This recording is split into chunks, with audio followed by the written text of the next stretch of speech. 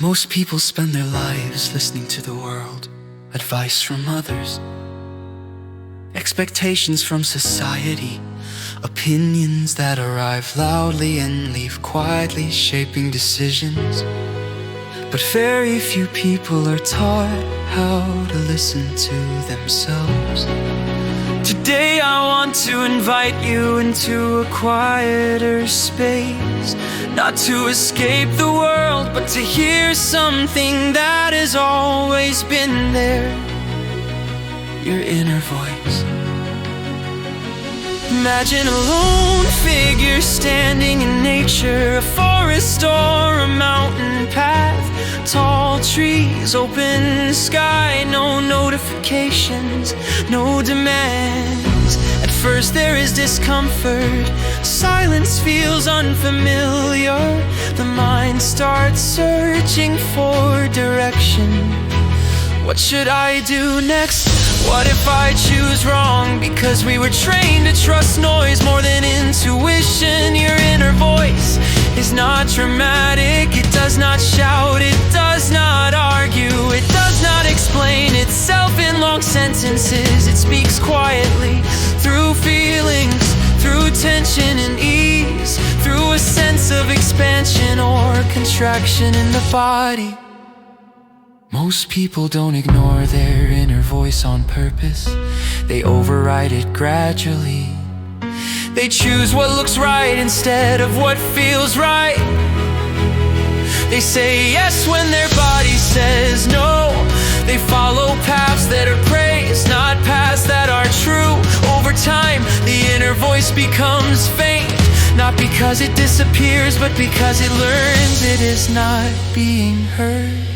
Listening to your inner voice requires slowing down, and slowing down feels risky in a fast world. When you walk alone in nature, something shifts. There is less comparison, less performance, less pressure to be someone. And in that space, intuition begins to rise. It doesn't give you the full map of your life, it gives you the next honest step. This is where many people get confused. They want certainty, they want guarantees, but the inner voice offers clarity, not control. The emotional climax comes quietly. The figure stops walking, closes their eyes, breathes, slows, and suddenly something becomes clear. Not everything, just enough. This clarity is not excitement, it is calm recognition, a feeling of this is aligned or this is not. Listening to your inner voice is an act of courage, because sometimes it asks you to walk away from what looks successful. Sometimes it asks you to rest when the world says push harder. Sometimes it asks you to choose yourself when approval is tempting. Ignoring that voice comes with a cost: confusion, burnout, a sense of living someone else's life. Listening comes with responsibility, because once you hear it, you cannot pretend you didn't. But it also comes with peace. You don't need silence forever, you only need moments.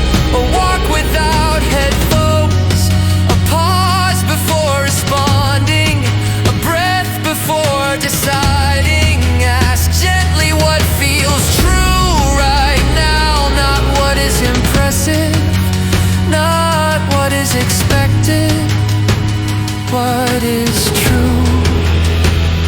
Your inner voice will not demand direction. It will not shame you, it will guide you back to alignment again and again and again.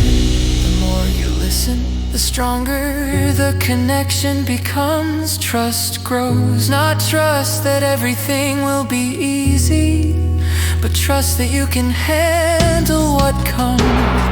This trust changes how you move through life. Decisions become simpler, not easier, but clearer. You stop betraying yourself in small ways, and that builds inner stability. Many people search for happiness outside themselves, in achievements, in relationships, in validation. But inner happiness begins when you trust your own guidance.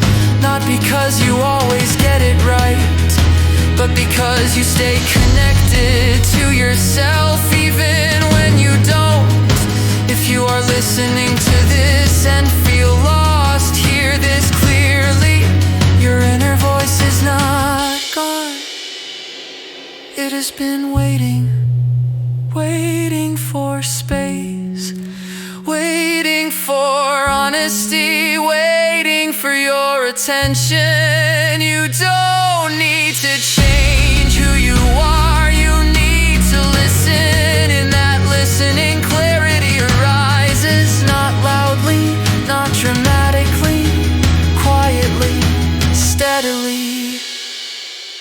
And that quiet clarity's more powerful than any noise the world can make. That is the path back to yourself, and that is where inner happiness begins.